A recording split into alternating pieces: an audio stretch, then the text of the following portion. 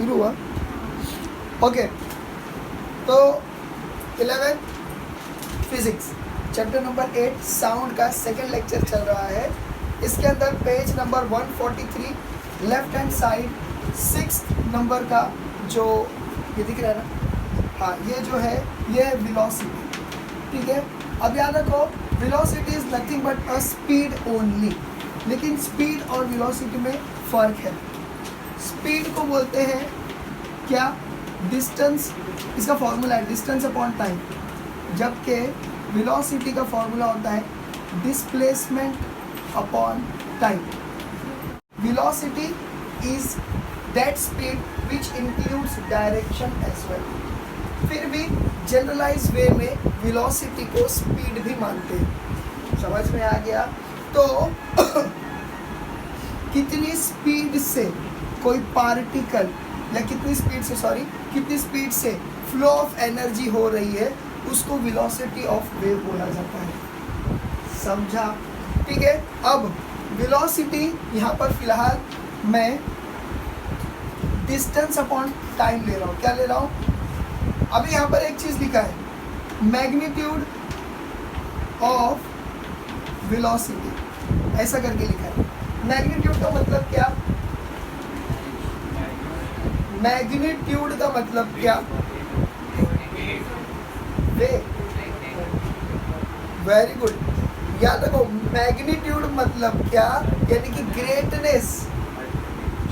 Greatness, अब greatness मतलब क्या, यानी कि जो आपकी ग्रेटनेस को बताता है। मिसाल के तौर पे अगर मैं बोलूँ मैं 50 kg का हूँ, ठीक है, ये है मैग्नीट्यूड। द न्यूमेरिकल नंबर जो है, नंबर वो मैग्नीट्यूड होता है और ये यूनिट होता है। तो ये मैग्नीट्यूड समझ। डिस्टेंस अपॉन टाइम, अगर मैं एक वेव कंसिडर करता हूँ, ठीक है, एक वेव कंसिडर करता हूँ, सपोज करो 1 क्रिस्ट प्लस 1 ट्रफ अगर कंसिडर करता हूँ तो इसका डिस्टेंस हम लोग क्या लिखते हैं? लैम्डा, बराबर है क्या नहीं? और अपॉन टाइम। बोले समझा कि नहीं समझा? समझा कि नहीं समझा? वेलोसिटी ऑफ वेव में डिस्टेंस कभी भी किससे देंगे? लैम्डा से। ये एज्यूम करके कि भाई इसने अगर एक वेव जितना डिस्टेंस ट्रैवल किया है, अगर एक वेव जितना डिस्टेंस ट्रैवल किया है तो लैम्डा अपॉन टाइम। अगर 2 किया है 2 लैम्डा, 3 लैम्डा, 4 लैम्डा। समझा कि नहीं समझा? कितना ट्रैवल किया है वो हिसाब से।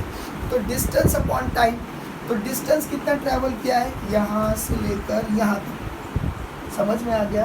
तो इसीलिए उसको दिया गया है लैम्डा अपॉन टाइम। तुम लोगों को समझा? अब कभी भी याद रखो, इसको मैं चाहूँ तो ऐसा भी लिख सकता हूँ, v is equal to 1/t into lambda, ऐसा लिख सकता हूँ चाहे तो। 1/t is nothing but a frequency, मालूम है? तो क्या हो जाता है? v इज इक्वल टू, याद रखो, n lambda. 1/t is equal to n मतलब क्या? फ्रीक्वेंसी। समझा कि नहीं समझा? मालूम है कि नहीं मालूम है? ये नहीं मालूम है? अच्छा मालूम पड़ेगा। n is equal to what? सुनो, n is equal to reciprocal of time, reciprocal of time यानी 1/t। तो ये कभी भी याद रखो, यानी कि हम लोग इसको ऐसे फॉर्म में लिख सकते हैं। तो 1/t is nothing but n, तो v is equal to n lambda. ये रिलेशन बताता है वेलोसिटी का फ्रीक्वेंसी से या वेलोसिटी का वेवलेंथ से। समझ में आया? तो बस इस तरीके से लिखते हैं, एकदम सिंपल है। अब इसके बाद 3 कैरेक्टरिस्टिक्स दिया है of material medium through which waves would be pass through. यानी कि अगर वेव, आप लोगों को बोला था 2 टाइप की, डिपेंडिंग अपॉन कि उसको मटेरियल मीडियम चाहिए या नहीं चाहिए। 2 टाइप की वेव्स होती है, एक होती है मैकेनिकल, दूसरी होती है नॉन मैकेनिकल, बराबर है? मैकेनिकल या EM बोला गया है उसको, ठीक है। EM को मटेरियल मीडियम की ज़रूरत नहीं होती है, जबकि मटेरियल मीडियम की ज़रूरत होती है। मतलब क्या? उसको कुछ ना कुछ चाहिए पास ऑन होने के लिए। समझ में आया?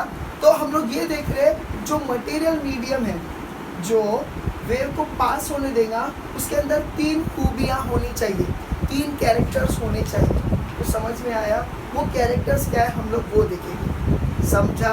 अगर ये कैरेक्टर है तो इसमें से वेव आसानी से पास हो सकती है। समझ में आया? मटेरियल मीडियम है लेकिन उसके अंदर क्या है, हम लोगों को चाहिए कि ये 3 खूबियाँ हो तो वेव आसानी से पास हो सकती है।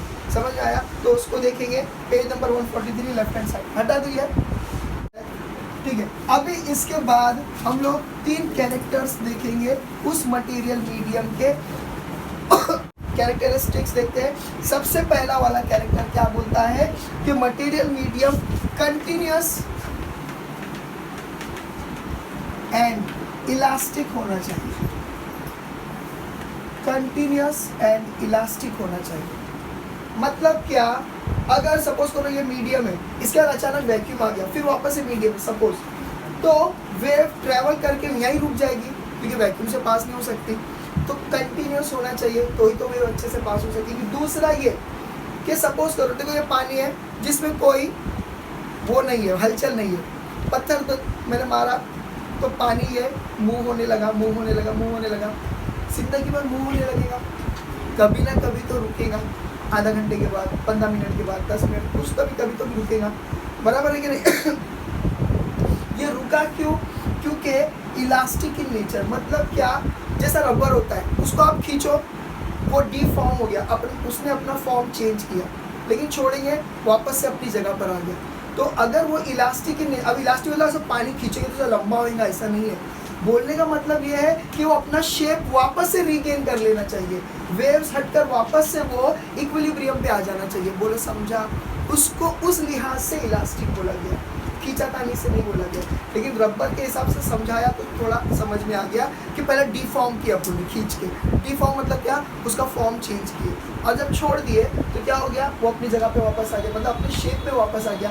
ऐसा ही कोई भी मटेरियल मीडियम, अब मैं जो बात कर रहा हूँ हवा में भी जो वेव्स है वो क्रिएट हो रही होगी, लेकिन अब मैं थोड़ी देर के लिए चुप बैठ जाऊँ, कुछ देर के बाद अब यहाँ पर वापस से नॉर्मल वाला हो जाएगा। तो अपने वापस से ओरिजिनल स्टेट पे आने के प्रोसेस को या प्रॉपर्टी को इलास्टिसिटी कहते हैं। समझ में आया? तो पहले पॉइंट में क्या है, कंटिन्यूस होना चाहिए, मटेरियल मीडियम कंटिन्यूस होना चाहिए, बीच में वैक्यूम वगैरह नहीं आना चाहिए। समझ में आ गया? और दूसरा क्या है, इलास्टिक इन नेचर। समझ में आया? दूसरा क्या बोल रहा है, it should possess inertia. Inertia बोले तो क्या, इनर्शिया बोले तो क्या, ये देखो चौक, देखो चौक, ऐसा पढ़ा है, इनर्शिया मतलब आप जिस स्टेट में हो उस स्टेट में ही रहोगे तब तक जब तक कि कोई एक्सटर्नल फोर्स आपको चला न दे, या अगर आप चल ही रहे हो, जैसा अर्थ घूमते ही जा रहा है, वो अपने इनर्शिया स्टेट में है, चलने वाले इनर्शिया स्टेट में है, तब तक जब तक कि कोई एक्सटर्नल फोर्स उसको रोक ना दे, नहीं तो चलते रहेगा। बोलो कुछ समझा कि नहीं समझा? बोले समझा कि नहीं समझा? इनर्शिया मतलब क्या, कंटिन्यूअसली अगर चल रहा है तो चलता रहे, रुका है तो रुका रहे। समझ में आया? उसको इनर्शिया बोलेंगे। न्यूटन का फर्स्ट लॉ ऑफ इनर्शिया बोलते हैं, है ना? तो याद रखो, पजेस इनर्शिया, ये मटेरियल मीडियम जो है इनर्शिया पजेस करना चाहिए। कैसे? जरा ध्यान से देखो, मिसाल के तौर पे मिसाल के तौर पे जरा ध्यान से देखो, हाँ, ये पानी है, ठीक है, मैंने यहाँ पर पत्थर ड्रॉप किया, पत्थर ने डिस्टर्बेंस क्रिएट किया, इस वाले पार्टिकल को दिया, फिर ये पार्टिकल है, ये पानी के पार्टिकल से, सपोज करो मैं एक साइड का बता रहा हूँ, जैसा पत्थर ड्रॉप हुआ इसका डिस्टर्बेंस पहले वाले को गया, पहले वाले ने, अब देखो डिस्टर्बेंस कैसा क्रिएट हो रहा है, क्योंकि उसको एनर्जी मिल रही है। डिस्टर्बेंस कैसा क्रिएट हो रहा है, उसको एनर्जी मिल रही है। कौन सी एनर्जी? काइनेटिक एनर्जी, मूव होने की एनर्जी। तो ये मूव होना शुरू हुआ, तो देखो उसने क्या किया, जरा ध्यान से देखो, थोड़ी एनर्जी स्टोर किया अपने पास और थोड़ी एनर्जी फॉरवर्ड किया बाजू वाले को। कुछ समझा कि नहीं समझा? नहीं समझ रहा होगा तुम लोग। देखो अभी सपोज करो, चलो वही पत्थर मैंने लिया और मैंने डाल दिया, ये किस में, आटे में डाल दिया, आटे में ड्रॉप किया, आटा इसी से होने लगेगा? नहीं होने लगेगा, क्योंकि उसके पार्टिकल इनर्शिया वाला फॉर्म नहीं कर रहे। मतलब क्या? खुद एनर्जी, थोड़ी एनर्जी अपने पास रख के बाकी एनर्जी दूसरे को देना, ताकि तू भी हिल, मजे कर। और थोड़ी एनर्जी अपने पास है, वो एनर्जी से वो भी हिल रहा है ऐसा लग रहा है। अरे समझ में आया कि नहीं आया? बाजू वाला भी हिल रहा है। तुम लोगों को समझा कि नहीं समझा? तुम लोगों को समझा कि नहीं समझा? ये रवा या चावल, इसमें वो वेव फॉर्म नहीं होगा। एक झटका पड़ेगा कुछ ड्रॉप करेंगे तो, लेकिन वो वैसा ही रहेगा। लेकिन पानी यानी कि इलास्टिक नेचर जिसका है, वो क्या करेंगे, उसके मॉलिक्यूल्स कुछ चीज़ अपने पास रखेंगे, कुछ एनर्जी अपने पास रखेंगे, बाकी एनर्जी उनके आगे फॉरवर्ड करेंगे। जो एनर्जी अपने पास है उससे उन लोग अपना इनर्शिया मेंटेन रखेंगे। अब समझ में आ रहा है? यानी up and down, up and down. बोलो समझा? अरे समझा कि नहीं? मटेरियल मीडियम की प्रॉपर्टी बता रहा हूँ, बोलो समझा? तो ये याद रखो कि दे शुड पजेस इनर्शिया। आगे पढ़ो, देखो उसको, the medium must capable of storing energy and transferring in the form of waves. समझा? कि वो स्टोर भी करना चाहिए ताकि वो खुद भी मूव हो सके, और आगे भेजना भी चाहिए, यानी कि ट्रांसफर भी करना चाहिए ताकि दूसरे भी हिल सके। अरे समझा कि नहीं? तो हम लोग क्या पढ़ रहे हैं? हम लोग पढ़ रहे हैं क्या? प्रॉपर्टीज। किसकी प्रॉपर्टीज पढ़ रहे हैं? जल्दी बोलो, किसकी प्रॉपर्टी पढ़ रहे हैं? मटेरियल मीडियम की प्रॉपर्टी पढ़ रहे हैं। याद रखो, मटेरियल मीडियम की प्रॉपर्टी पढ़ रहे हैं। इसके अंदर पहला वाला क्या है कि वो कंटिन्यूस होना चाहिए एंड इलास्टिक होना चाहिए। दूसरा क्या है कि वो इनर्शिया पजेस करना चाहिए, मतलब थोड़ी एनर्जी अपने पास रखकर खुद भी उसका स्टेट मेंटेन रखे, मूविंग वाला। और दूसरा ये कि वो थोड़ी एनर्जी दूसरे को भी ट्रांसफ़र करे ताकि वो वेव बना सके या आगे जा सके। समझ में आ गया? And the last one, frictional resistance. मतलब क्या? ये मॉलिक्यूल्स के बीच में ज़्यादा फ्रिक्शन ना हो। फ्रिक्शन मतलब समझ गया? ये घसा होगा, ये जो समझ में आ गया ना, फ्रिक्शन बोलते हैं इसको। ठीक है? अगर दो मॉलिक्यूल्स के बीच में ज़्यादा फ्रिक्शन रहा, वो जल्दी रुक जाएंगे, वो वेव को जल्दी रुका देंगे। समझ में आया? लेकिन अगर उन लोग के बीच में फ्रिक्शन नहीं है तो फिर वो ज़्यादा देर तक हम मूव कर सकते हैं। समझ में आया? तो देखो तीसरा पॉइंट क्या बोल रहा है कि frictional resistance of the medium must be negligible. Negligible मतलब क्या? ऑलमोस्ट नहीं के बराबर हो। अगर फ्रिक्शनल मीडियम नेग्लिजिबल रहेगा तो उनका जो, देखो वहाँ लिखा है, so that the oscillation will not be damped. अभी DAMPED, डैम्प्ड मतलब क्या? जो गीला जैसा हो जाता है। वहाँ अंडरलाइन करके लिखो,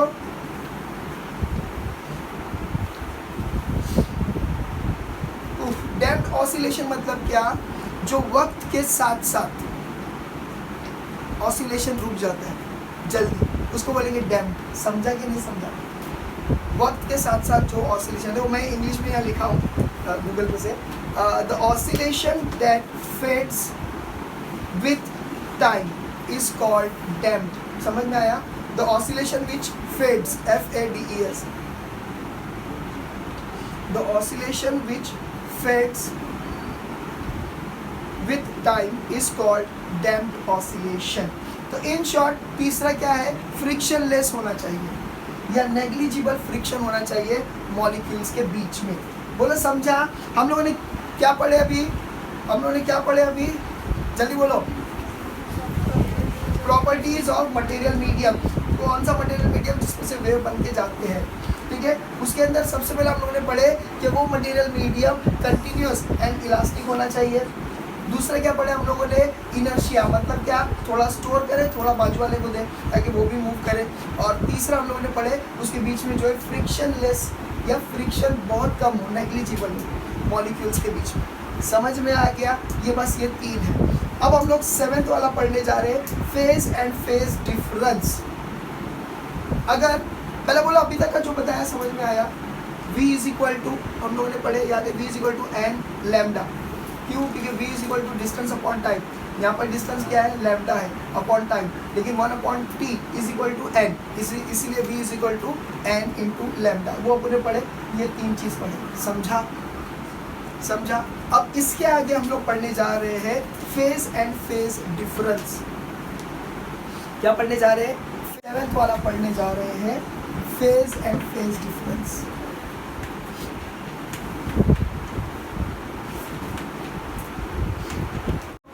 फेज मतलब क्या?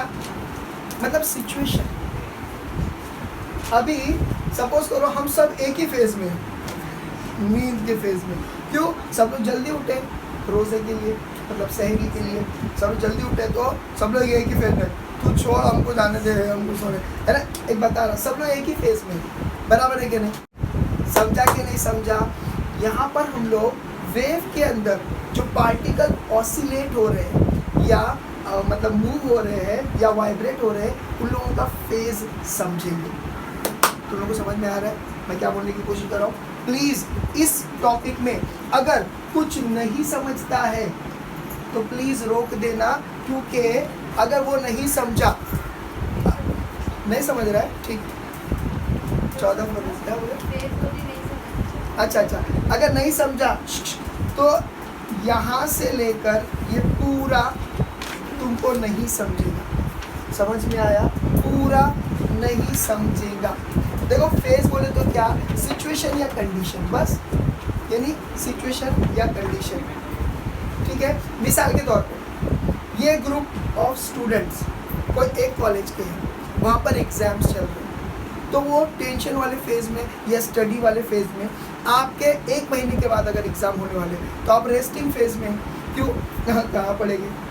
एग्जाम लेगा तो ही पढ़ेंगे ना, मिसाल के तौर पे। तो आप लोग क्या आराम कर रहे हो, इन लोग क्या टेंशन वाले फेज में। समझा कि नहीं? फेज मतलब क्या? सिचुएशन या कंडीशन।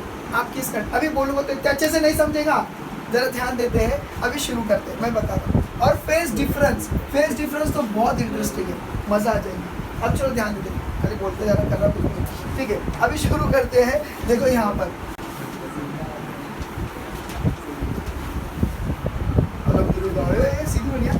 थोड़ी सी, ठीक है? अभी देखो ये y एक्सिस है, इसके ऊपर लिखा है डिस्प्लेसमेंट, बोलो सही करें। और यहाँ पर है डिस्टेंस बनाया है उसने, तो डिस्टेंस देखो कैसा बनाया है, ठीक है? अभी जरा ध्यान से देखिए please, come here, don't fear, ध्यान से सुनिए। देखो P एंड Q, ठीक है? इन लोगों को ऑब्जर्व करो। इसके बाद D एंड B, इन लोगों को ऑब्जर्व करो। और E एंड C, ये देखो, तो याद रखो P एंड Q को ऑब्जर्व करो। फिर उसके बाद क्या बोला मैंने? P एंड Q को ऑब्जर्व करो, B एंड D को ऑब्जर्व करो, और लास्ट क्या बोला है उसने? E और C को ऑब्जर्व करो, ठीक है? अगर आप देखेंगे इन लोगों को तो आप लोगों को एक चीज समझ में आएंगी। क्या समझ में आएंगी? They have same displacement from their origin but direction of velocity is opposite. याद रखो ये सब का क्या है? सेम डिस्प्लेसमेंट है, सेम डिस्प्लेसमेंट है, बट क्या ये? Opposite direction. Direction of velocity जो है अपोजिट है। अभी समझाता हूँ, ध्यान से सुनो, ध्यान से सुनो। सपोज करो वेव ऐसी आ रही है, ऐसी आ रही है, ऐसी आ रही है, समझ में आया? तो अभी देखो P एंड Q को ऑब्जर्व करो। P and Q same displacement. Displacement मतलब क्या? आपको ओरिजिन से देखना है। ओरिजिन मतलब क्या? इक्विलिब्रियम से। इक्विलिब्रियम से इसका जो डिस्टेंस है, सपोज करो 2 सेंटीमीटर है, तो इसका भी डिस्टेंस उतना ही है, 2 सेंटीमीटर। बोलो समझा? P and Q। उसके बाद B एंड D, देखो डिस्प्लेसमेंट में ये कहाँ पर गया? Highest displacement. मतलब क्या? Highest displacement, amplitude. तो ये एम्पलीट्यूड है, मैंने बोला था अगर क्रिस्ट का या ट्रफ का जोड़ रहेगा उसका दूसरे वाले का भी वही रहेगा। अगर ट्रफ का सपोज करो ये 5 सेंटीमीटर है, तो ये भी कितना रहेगा? 5 सेंटीमीटर, बराबर है। तो देखो सेम डिस्प्लेसमेंट है, लेकिन डायरेक्शन क्या है? ये नीचे की तरफ है, ये ऊपर की तरफ है। अच्छा, P और Q का क्या है? देखो ये अभी नीचे की तरफ आया, अब ऊपर की तरफ जाने वाला है, जबकि ये मतलब और ऊपर की तरफ जाने वाला है। समझ में आया? इक्विलिब्रियम। ठीक है, दोनों भी अपने तरफ, हाँ देखो ये जो है ना, ये मतलब क्रिस्ट या ट्रफ बोलते हैं ना, ट्रफ के टॉप पे आने वाला है, मतलब समझ में आ रहा है, ये डिस्प्लेस होकर, और ये जो है ये इक्विलिब्रियम पे आने वाला है। तो दोनों का डायरेक्शन अलग अलग है। तो लोगों को समझा नहीं समझा? अरे ये दोनों का डिस्टेंस तो सेम है, ये तो समझा। अब ये कहाँ पर आने वाला है? ये जो है यहाँ पर आने वाला है, मतलब क्या? अरे बोलो ना रे, एम्पलीट्यूड पे आने वाला है, जबकि ये इक्विलिब्रियम पे जाने वाला है। तो दोनों का डायरेक्शन अलग है मूवमेंट का। तुम लोगों को समझ में आ रहा है? ई और सी देखो, ई कहाँ है? ई और सी दोनों भी इक्विलिब्रियम पे, दोनों भी इक्विलिब्रियम पे। तो दे हैव सेम डिस्प्लेसमेंट, मतलब उन लोग इक्विलिब्रियम पे आके रुके, मतलब फिलहाल इक्विलिब्रियम पे। लेकिन ई वाला क्या है? ई वाला अभी ऊपर जाने वाला है, और सी वाला क्या है? सी वाला नीचे जाने वाला है। तो ये तीनों का फेज सेम नहीं है। ऐसा लग रहा है कि सेम है, लेकिन सेम क्या है? सिर्फ डिस्प्लेसमेंट है, फेज सेम नहीं है। फेज किसका सेम है? बी एंड एफ का सेम। क्यों? क्योंकि दोनों भी टॉप पर है। देखो अब जब ये भी नीचे जाएगा तो ये भी नीचे जाने वाला है। अरे समझा कि नहीं समझा? तो फेज सेम किसको बोलेंगे?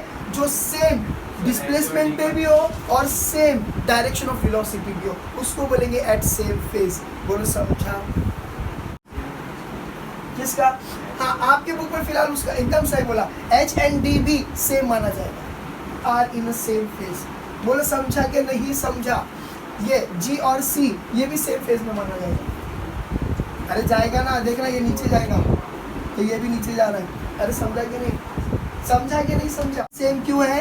क्योंकि इक्विलिब्रियम से सेम, सब बोलो, ये 2 सेंटीमीटर जितना नीचे आया है वो भी उतना डिस्प्लेस हुआ है। लेकिन डायरेक्शन क्या है? ये अभी एम्पलीट्यूड पे टच होने वाला है, लेकिन ये इक्विलिब्रियम पे टच होने वाला है। तो दोनों का डायरेक्शन अलग है, तो दोनों को सेम फेज बोलेंगे? नहीं बोलेंगे। समझ में आया? मगर बी और एफ यानी ये दोनों को सेम बोलेंगे। क्यों? क्योंकि दोनों एम्पलीट्यूड पे है, ये नीचे उतरेगा, इसका मतलब ये भी नीचे उतरने वाला है। तो दोनों सेम डायरेक्शन में भी है, सेम डिस्प्लेसमेंट में भी। समझा? ठीक है, तो ये आप लोगों को ये याद रखना है। बोलो समझा? तो पहले पैराग्राफ में page number 143 right hand side में पहले पैराग्राफ में इस ग्राफ को समझाया है। उसने बोला है कि ग्राफ प्लॉट किया गया है, वाई एक्सिस पे डिस्प्लेसमेंट है और एक्स एक्सिस पे जो है डिस्टेंस माना गया है, और ओ को ओरिजिन माना गया। ओरिजिन मतलब क्या? इक्विलिब्रियम, इक्विलिब्रियम माना गया। ठीक है, तो ये इस तरीके से उसने बोला है। ठीक है, और वाई के पॉजिटिव डायरेक्शन में जो है ये वेव मूव हो रही है, ऐसा उसने बोला है। उसके बाद दूसरे पैराग्राफ में जो है वो बोल रहा है कि अगर आपको किसी का फेज डिस्क्राइब करना है तो ये 3 बातों का ध्यान रखना है। किसी का फेज डिस्क्राइब करना है। अभी हम लोग कंपैरिजन कर रहे थे, क्यों? 2 पॉइंट लिए थे, तो कंपैरिजन के लिए अलग है। मैं बोल रहा हूँ कि किसी का फेस अगर आपको डिस्क्राइब करना है, आपको 3 चीज़ का ध्यान रखना है। वो है क्या? डिस्प्लेसमेंट। ठीक है, वो क्या है? Displacement of particle from equilibrium position. दूसरा क्या है? Direction of velocity. हाँ, और तीसरा क्या है? Oscillation number. तो ये क्या है? ये ऑसिलेशन नंबर। अब ऑसिलेशन नंबर आपको कब समझेगा? जब मैं आप लोगों को फेज डिफरेंस बताऊंगा तब समझेगा ऑसिलेशन नंबर। देखो मैं बताता हूँ मिसाल के तौर पे। अच्छा चलो आगे समझाने वाला हूँ। फिर एक क्या है? डिस्प्लेसमेंट, कि भाई ये अपने ओरिजिन से कितना डिस्प्लेस हुआ, समझ में आया? और तीसरा क्या है? Direction of velocity. मुझे लग रहा है ये आप लोगों को नहीं समझ रहा, चेहरा बता रहा है। पहला बोलो फेज समझा सबको? फेज कोई बात नहीं, मैं हूँ ना। फेज समझा? फेज बोले तो क्या? सेम सिचुएशन या कंडीशन। अगर कोई गरीब है तो गरीबी की फेज में, कोई 2 अच्छे अमीर है तो वो अमीरी की फेज में, दोनों का फेज सेम है। समझा? फेज मतलब क्या? यानी सिचुएशन या कंडीशन, आप किस कंडीशन में हो, सिचुएशन में हो। ठीक है, अब हम लोगों को क्या करना है? फेज एंड फेज डिफरेंस समझना है with the help of graph. Wave में हम लोग अगर समझते हैं तो यहाँ पर कुछ हम लोगों को पार्टिकल्स को लेना पड़ेगा। ठीक है, कुछ पार्टिकल्स को क्या करना पड़ेगा? लेना पड़ेगा, कंसिडर करना पड़ेगा। तो यहाँ पर कंसिडर किया गया है P and Q, B and D, E and C। ये समझा तुम लोगों को कि वापस बोलूँगी, ये समझ गया ना? कोई है जिसको नहीं समझा? समझा? ये लोग, ये जितने भी नाम है 4, यानी ये 2, 2, 4, 2, 6, ये जितने भी पॉइंट्स है, ये भले ही सेम डिस्प्लेसमेंट किए हो अपने पोजीशन से, लेकिन इन लोगों की वेलोसिटी का डायरेक्शन यानी मूव करने का डायरेक्शन अलग है। तो क्या ये एक फेज में है? नहीं है, नहीं है, ये दोनों मैच होने चाहिए। तो समझा? जब हम लोग दो को कंपेयर कर रहे थे, अब हमको डिस्क्राइब करना है। एक पार्टिकल दिया, मैंने एफ दिया, एफ खाली एफ, मैं बोला एफ का फेस डिस्क्राइब करो। अब आप कंपेयर नहीं कर सकते, सेम डायरेक्शन सेम ये नहीं बोल सकते। क्यों? अब खाली मैंने एक पॉइंट बोला, उस टाइम पे आपको ये 3 मानना है। आप समझा? कोई एक पॉइंट मैंने बोला, मैं बोला चलो एफ का फेस डिस्क्राइब करो, लेकिन हाँ डायरेक्शन आप लोगों को बताना पड़ेगा कि वेव इधर जा रही है या वेव इधर जा रही है। समझ आया? सपोज करो वेव इधर आ रही है, ओ की तरफ आ रही है, ओरिजिन पे आ रही है। क्यों मैं ऐसा बोल रहा हूँ? क्योंकि देखो ए से शुरू किया उसने, A B C D E F G, तो इसलिए समझ आया? तो वेव ऐसा आ रही है, मैं ये मान रहा हूँ। समझ में आया? तो देखो आपको क्या क्या मानना चाहिए। सपोज करो किसी एक पॉइंट का मैं बोलूँगा डिस्क्राइब द फेस, और वेव इधर से ओ की तरफ आ रही है, तो चलो अभी डिस्क्राइब करो। तो सबसे पहले आपको उसका डिस्प्लेसमेंट बताना पड़ेगा कि ये अपने ओरिजिन से कितना डिस्प्लेस हुआ है। मतलब क्रिस्ट का है, क्रिस्ट पे है, क्रिस्ट के टॉप पर है, ठीक है, वो डिस्क्राइब करना पड़ेगा। ऑसिलेशन नंबर आपको बताने पड़ेंगे। अगर सपोज करो मैं मानता हूँ कि ए से शुरू हुआ, हाँ ए से शुरू हुआ, अब देखो 1 oscillation is equal to 1 crest 1 trough, 1 wave is equal to 1 oscillation, 1 wave is equal to 1 oscillation. तुम लोग को समझा कि नहीं? मैं कोई कन्फ्यूजन नहीं कर रहा हूँ, कोई कन्फ्यूजन नहीं कर रहा हूँ। देखो 1 crest plus 1 trough is equal to, मैंने क्या बोला था? 1 वेव। अरे 1 वेव ही क्या है? 1 ऑसिलेशन है, बस खत्म। समझा? तो इसने कितना ऑसिलेशन मारा? यहाँ से अगर शुरू हुआ है तो 1, समझा? ये आधा ऑसिलेशन है क्रिस्ट, ट्रफ आधा ऑसिलेशन है, 1 ऑसिलेशन, और ये सवा ऑसिलेशन, सवा ऑसिलेशन 1.15। अरे समझा कि नहीं समझा? टाइम के हिसाब से तुम लोग को समझा? तो ये होता है ऑसिलेशन नंबर। तो ये अपने दूसरे ऑसिलेशन में जा चुका है, पहला ऑसिलेशन कंप्लीट किया, अपने दूसरे ऑसिलेशन के लिए स्टार्ट कर चुका है। और डायरेक्शन, इसका डायरेक्शन क्या है? अब ये ऊपर आया है, ऊपर से अब नीचे की तरफ आ रहा है, कमिंग टूवर्ड्स द इक्विलिब्रियम। खाली आप डाउन नहीं बोल सकते, डाउन बोलेंगे तो ये भी तो डाउन ही आ रहा है, लेकिन आपको डिस्क्राइब करना पड़ेगा कि डाउन होकर किधर आ रहा है। डाउन होकर आ रहा है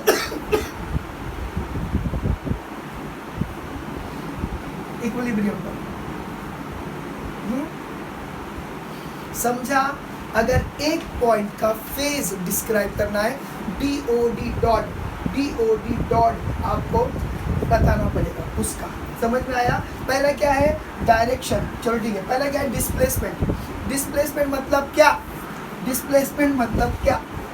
फिजिक्स में मेरी आवाज़ अच्छी है सब लोग सो रहे। डिस्प्लेसमेंट मतलब क्या? कि ये अपने मतलब क्या बोलेंगे ना, इक्विलिब्रियम से कितना ऊपर गया है, या ऊपर या नीचे, कितना ऊपर या नीचे, कितना डिस्प्लेस हुआ है। दूसरा, उसका ऑसिलेशन नंबर क्या है, मतलब अगर यहाँ से शुरू हुआ है तो एक ऑसिलेशन कंप्लीट करके दूसरे ऑसिलेशन में स्टार्ट हुआ, एग्जैक्टली किधर है? तो सेकेंड ऑसिलेशन के क्रिस्ट का जो टॉप मोस्ट लेवल है, यानी कि एम्पलीट्यूड पर है। डायरेक्शन क्या है? तो डायरेक्शन कैसा है? अब वो एम्पलीट्यूड से नीचे उतर रहा है और इक्विलिब्रियम पे आ रहा है। बोलो समझा? ये 3 चीज़ आपको डिस्क्राइब करने पड़ेंगे। कौन है जिसको नहीं समझा? डिस्क्राइब करने बोला नहीं है खाली, लेकिन ये 3 पॉइंट याद रखने बोला है, DOD याद रखने बोला है। You can't avoid. सबको समझ रहा है? सबको समझ रहा है? हम लोगों ने क्या पढ़े? फेज पढ़े। फेज, फेज मतलब क्या? सेम कंडीशन या सेम सिचुएशन, उसको समझाने के लिए इसने कंपैरिजन के लिए आपको 3 पॉइंट्स को समझाने के लिए मतलब बोला है। इसमें क्या बता रहा है कि ये तीनों के तीनों, ये PQ, BD और EC, ये तीनों भी पॉइंट्स जो है ये क्या कर रहे हैं? सेम डिस्प्लेसमेंट तो कर रहे हैं, लेकिन इन लोग की वेलोसिटी का डायरेक्शन मतलब मूव होने का डायरेक्शन अलग है। तो इसके लिए ये सब सेम फेज में नहीं है, नहीं है। समझ में आया? तो कौन है? फिर उसने वो भी डिस्क्राइब किया, बोला B and F, point P and point F, ये दोनों भी सेम फेज में। क्यों सेम फेज में है? क्योंकि दोनों का डिस्प्लेसमेंट भी सेम है और दोनों का वेलोसिटी का डायरेक्शन भी सेम है, ऊपर पहुंचे अब नीचे आ रहे, ऊपर पहुंचे अब नीचे आ रहे, तो दोनों सेम फेज में है। ये कब हुआ? जब कंपेयर किए। अब मैं बोलता हूँ किसी एक का बताओ, किसी एक को पार्टिकल का अगर आपको फेज डिस्क्राइब करना है, एक्सप्लेन करना है, तो आपको ये 3 बातों का ध्यान रखना पड़ेगा। DOD डॉट खत्म। अब समझा? सुनिए, ध्यान से सुनिए, ध्यान से सुनिए मैं जो बोल रहा हूँ। डिस्प्लेसमेंट को, डिस्प्लेसमेंट मतलब क्या? अपने ओरिजिन से कितना ऊपर या कितना नीचे डिस्प्लेस हुआ है या जगह चेंज किया है। अच्छा दिख रहा है? ठीक है, अरे इसमें अच्छा दिख रहा है ना? अपने ओरिजिनल जगह से पार्टिकल कितना ऊपर या कितना नीचे डिस्प्लेस हुआ है, उसको बोलते हैं डिस्प्लेसमेंट। डॉगी समझ में आया? तो ये याद रखो, ठीक है? ध्यान से सुनो, अभी कुछ अलग कहने जा रहा हूँ। मैं इस डिस्प्लेसमेंट को एंगल से रिप्लेस करने जा रहा हूँ। मैं इस डिस्प्लेसमेंट को एंगल से रिप्लेस करने जा रहा हूँ। समझ में आया? और फिर उसके बाद आप लोगों को देखते हैं कि कितना मज़ा आता है, ये समझ में आता है। अच्छा पहले देखो, यहाँ देखो, यहाँ इस उंगली पे ध्यान दो, अभी फिलहाल इस पॉइंटर पे ध्यान दो।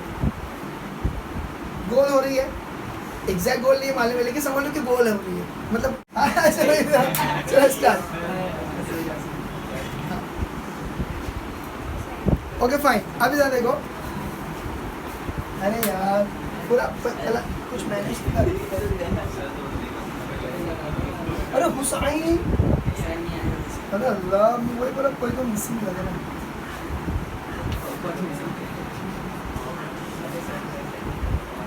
हाँ जरा ध्यान से सुनिए प्लीज, ये तुम लोग समझ होगी। ये इक्विलिब्रियम है, ये क्रिस्ट है, ये ट्रफ है, ठीक है? ठीक है, हाँ अभी जरा ध्यान से सुनिए। अभी देखो ये गोल है, गोल है, ठीक। अभी देखो वो जो मैं कल कर रहा था, ठीक है? ये देखो, देखो मैं गोल ही घुमा, पहले मेरी उंगली की तरफ ध्यान देंगे, बोर्ड की तरफ नहीं, उंगली की तरफ ध्यान देंगे। गोल है, गोल है, गोल है, ठीक है? अब देखो, अब खाली उंगली के शैडो पे ध्यान देंगे। अगर आप उंगली के शैडो पे ध्यान दिए, मेरी उंगली ऑसिलेट कर रही है, क्रीज बना रही है, ओरिजिनल पे आ रही है, ट्रफ बना रही है, क्रीज बना रही है, ओरिजिनल पे आ रही है, ट्रफ बना रही है। अरे देख रहे हो कि नहीं देख रहे हो? कुछ समझ में आ रहा है? यानी कि सर्कुलर पाथ फॉलो करने वाला पार्टिकल भी ऑसिलेट करता है। बोलो समझा? प्रूव करा, प्रूव करा, देखो प्रूव कर रहा हूँ मैं। अरे समझा कि नहीं? अब वो कैसा होता है वो मैं दिखाता हूँ। टिकट टिकट टिकट, अब वो कैसा होता है वो मैं तुम लोग को दिखाता हूँ। जरा ध्यान से सुनिए प्लीज, ध्यान से सुनिए प्लीज। ज़ाला, सॉरी क्या नाम है, जुवेरिया, सो गए?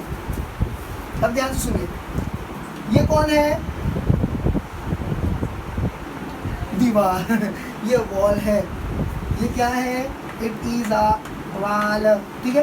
अब क्या हो जा रहा है? यहाँ पर है एक सर्कल, बोलो समझा? ये सेंटर, समझा? अरे समझा कि नहीं? ठीक है, अब जरा ध्यान से सुनिए, इसको यूज नहीं कर देना, ठीक है? अब जरा ध्यान से सुनिए, यहाँ से मैं अगर लाइट मारूंगा, यहाँ से अगर मैं टॉर्च मारूंगा और पार्टिकल जो है यहाँ पर है, ठीक है? तो ये इसका ओरिजिन हो गया, ओ फॉर ओरिजिन। अरे समझा कि नहीं समझा? ठीक है, अब पार्टिकल ऐसा घूम रहा है, कैसा घूम रहा है? एंटी क्लॉकवाइज घूम रहा है। क्या हो गया? पार्टिकल घूमकर इधर पर आया, ऐसा घूमकर इधर पर आया। तो देखो इसकी इमेज तो यहाँ बन रही है, इसकी इमेज कहाँ बन रही है? लाइट यहाँ से आ रही है।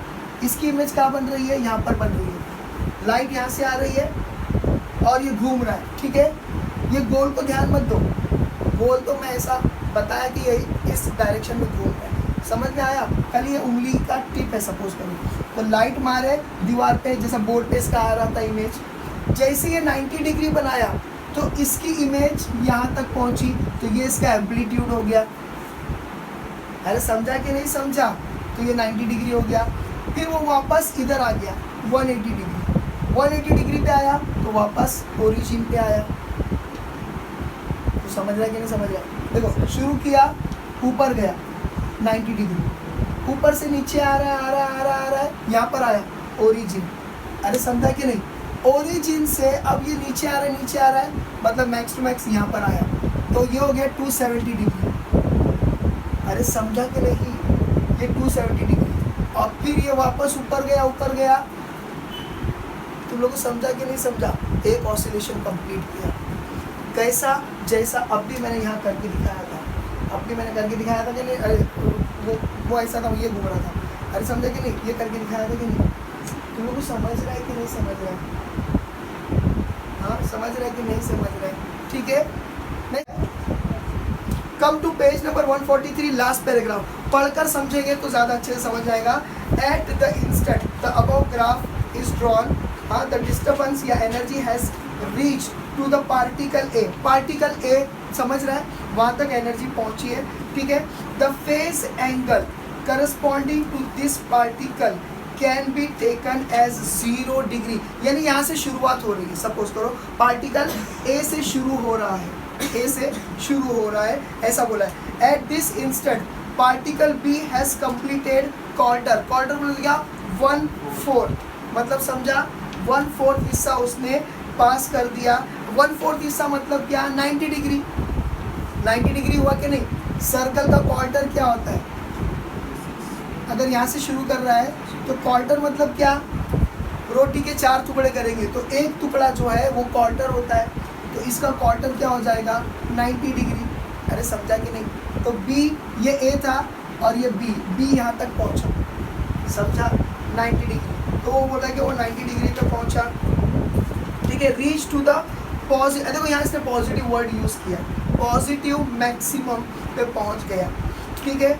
साइन फिर वो 90 के हिसाब से वो 1+ हो गया। The phase angle of this particle is, क्या लिया गया है जरा देखो, 90 डिग्री लिया गया। अभी फेज एंगल आपको पता है रेडियन में उसको वो करते हैं, मालूम है ना? मालूम है कि नहीं मालूम है? हाँ, यानी कि जैसे कि 180 को हम लोग क्या बोलते हैं? पाई बोलते हैं, तो 90 को क्या बोलेंगे? पाई, मतलब पाई/2। ये ए से शुरू किया है, फिर दूसरा क्या था इसका? ये बी पर आया था, बराबर है, बी पर आया था। तीसरा क्या है? डी पर आया था। चौथा क्या है? एफ पर आया था, और ये एच पर, ठीक है। अब देखो ये क्या बोल रहा है, जरा ध्यान से सुनो। अगर हम लोग इसको सर्क्यूलर वे में लेंगे, देखो आप प्लीज़ ध्यान दो, अगर हम लोग इसको सर्क्यूलर वे में लेंगे तो ए से शुरुआत हुई है, तो ए 0 डिग्री पर है, ए 0 डिग्री पे। बी क्या है? बी 90 डिग्री, ए 0 डिग्री पे। बी क्या है? 90 डिग्री पे, 90 डिग्री पे। क्यों? क्योंकि वो क्वार्टर पार किया। अरे ऑसिलेट हुआ, ऊपर आया, क्वार्टर पार किया। फिर उसके बाद वो क्या बोल रहा है? बी के बाद वो कहाँ गया? सी एंड ई। अब जरा सी तो मैंने बनाया नहीं, सी कहाँ पर है? बी के नीचे, सी यहाँ पर है, तो सी देखो कहाँ पर आ गया? अब इसके क्वार्टर पे आ गया, मतलब कि सी इधर है, तो सी कितना हो गया? 180 हो गया। तुम लोग को समझ में आ रहा है? उसके बाद सी के बाद ये क्या बोल रहा है? सी एंड ई। ई किधर है? ई इधर है। अब देखो ये सी हो गया, सी के बाद ये आया डी पर, डी मतलब इधर, और डी के बाद आया ई पर, ई मतलब वही ए के जगह पर। कुछ समझा? तो ई कितना बनाया? 360 डिग्री बनाया। कुछ समझा आप लोगों को? ई कितना बनाया? 360 डिग्री बनाया। इसके बाद ये क्या बोलता है? एफ पर गया। अब एफ किधर गया बोलो? एफ गया इसके ऊपर, तो यानी कि बी पर गया, तो एफ क्या हो गया? यहाँ पर आया। अब इसको उसने सॉल्व कैसे किया? तो देखो उसने क्या बोला, अगर हम लोग को एफ का एंगल जानना है तो क्या करना पड़ेगा? देखो ई तक पहुँचे तो वो क्या था? 360 था, तो 360 का क्या रहता है? 2 पाई रहता है। क्या रहता है? 2 पाई रहता है, बराबर है क्या नहीं? प्लस अभी ये कितना चढ़ा? 90 डिग्री चढ़ा, तो पाई बाय 2 हो गया। अब इसको करिए सॉल्व करो, तो सॉल्व करेंगे तो क्या हो जाएगा 2 2 ज़ा 4, 4 पाई प्लस पाई अपॉन 2 हो गया 5 पाई बाय 2। देखो वहाँ लिखा है, तो याद रखो f की वैल्यू 5 पाई बाय 2 मिलेगी। बोलो समझा कि नहीं समझा? फिर से बोलता हूँ, फिर से मेरे को है चेहरे बता रहे मासूम से कि तुम लोग को नहीं समझा। फिर से बोलता हूँ, ध्यान से सुनो। ये बोल रहा है ए से शुरुआत हुई है, ए से क्या हुई है शुरुआत हुई है। सपोज करो ए यहाँ पर है, ठीक है, ए से शुरुआत हुई है मतलब यहाँ पर है। ध्यान दो अब यहाँ, या आखिरी बार समझा रहा, फिर फेर मत बन, ठीक है। ए से शुरुआत हुई, ए से ये ऊपर गया बी पर मतलब 90 डिग्री, तो ये बी पर आ गया। बी से नीचे उतरा सी पर मतलब यहाँ पर आ गया मतलब 180 डिग्री।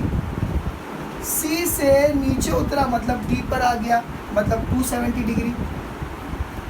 फिर डी से ऊपर आया ई पर, यानी कि यहाँ से यहाँ एक वेव बना और एक वेव पे एक सर्कल कंप्लीट हुआ। एक वेव पर एक सर्कल कंप्लीट हुआ, इसीलिए ई का आया 360, क्योंकि एक सर्कल पे कितना होता है 360 डिग्री।